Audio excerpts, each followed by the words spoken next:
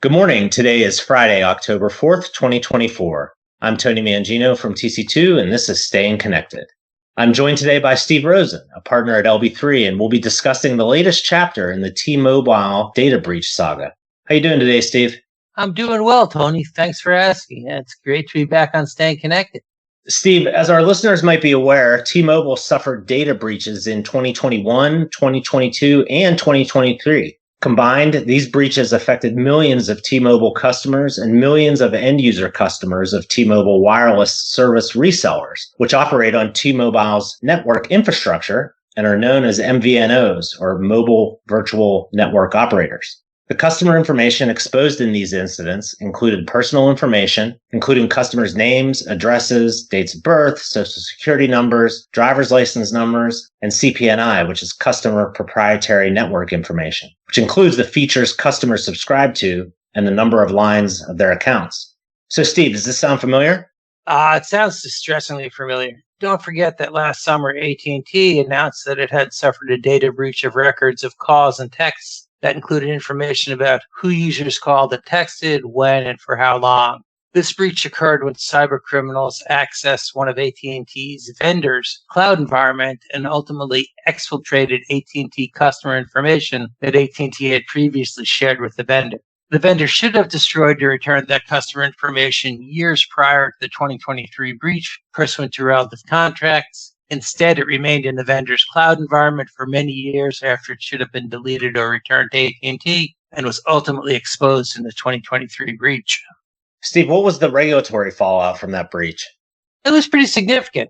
On September 16th, AT&T entered into a consent decree with the FCC in which AT&T agreed to pay $13 million in civil fines and to improve its privacy and data security practices by, among other things, protecting CPNI and other sensitive personal information, and agreeing to limit vendor access to and disposal of such information, requiring an information security program that is designed to protect the security, confidentiality, and integrity of AT&T's customers' information, including CPNI and other sensitive personal information, engaging in due diligence when selecting vendors, requiring vendors to employ safeguards for customer information, limiting vendor access to and storage of customer information, and conducting enhanced vendor oversight, enhancing AT&T's data inventory processes to track AT&T's customers' data shared with vendors, allowing AT&T to act more swiftly to protect customer data in the future, requiring vendors to adhere to retention and disposal obligations related to customer information, to limit the quantity of customer information vulnerable to breach,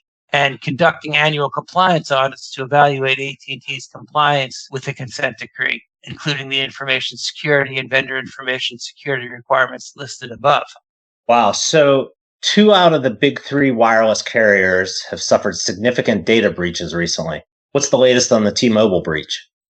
Well, Tony, on September 30th, T-Mobile and the FCC reached a settlement resolving T-Mobile's regulatory liability to the FCC for this data breach. T-Mobile agreed to implement a comprehensive security program and pay a civil penalty in the amount of $15,750,000 with an additional $15,750,000 in cybersecurity spending over the next 2 years. Wow, over $30 million in penalties and mandatory cybersecurity spending. That's impressive. But let's back up and talk about the breaches that led to this significant regulatory action. What happened? Well, there were incidents in 2021, 2022, and 2023 that created the security breaches.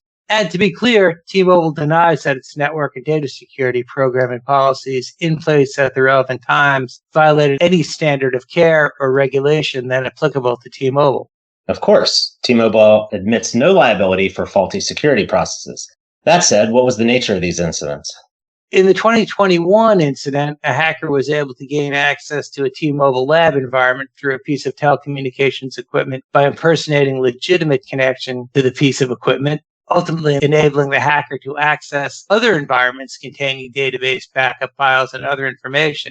The cybercriminal accessed information including first and last names, addresses, dates of birth, social security numbers, and driver's license numbers of 7.8 million current T-Mobile customers and approximately 40 million former and prospective customers. Breaking into the lab. Very clever. So what happened in 2022? In late 2022, a hacker gained unauthorized access to a management platform that T-Mobile provides to its MVNO resellers to enable the MVNO resellers to provision services to their end user customers. That platform contains MVNO's customers' information. Unauthorized access to the platform seems to have involved a few different tactics, including an illegal SIM swap of a T-Mobile employee, a phishing attack on another T-Mobile employee, and at least one compromise of unknown origin. SIM swap and phishing, those are tried and true methods of hacking a network for sure. What happened in 2023? So in 2023, there are two incidents. First, a hacker used T-Mobile account credentials, stolen through a phishing campaign, to access a frontline sales application for which remote access had been enabled to maintain operations during the COVID-19 pandemic. And they used that to view certain customer data, including a limited amount of CP&I. Second, human error led to a misconfiguration in permission settings in an API that allowed a hacker to submit queries automatically and obtain T-Mobile customer account data.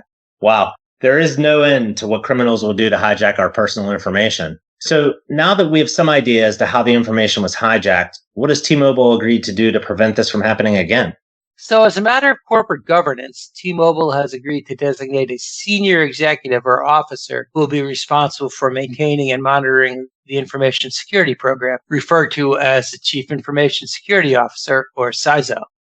So I'm a little surprised that this was not already part of T-Mobile's corporate governance structure, but what else did they agree to do?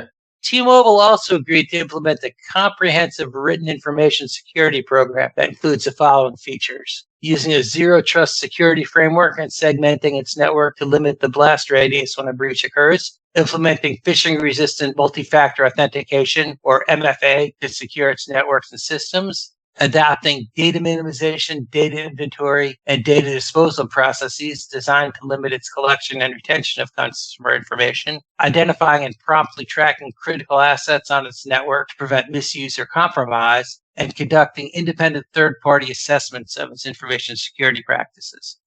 Steve, again, a lot of this sounds like Network Security 101, but I'm glad that T-Mobile is implementing all those features, given that a not insignificant number of our enterprise clients use T-Mobile services.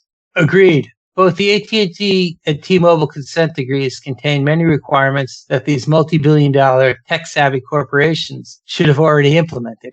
I guess that sometimes it takes a rude wake-up to realize where you have security gaps.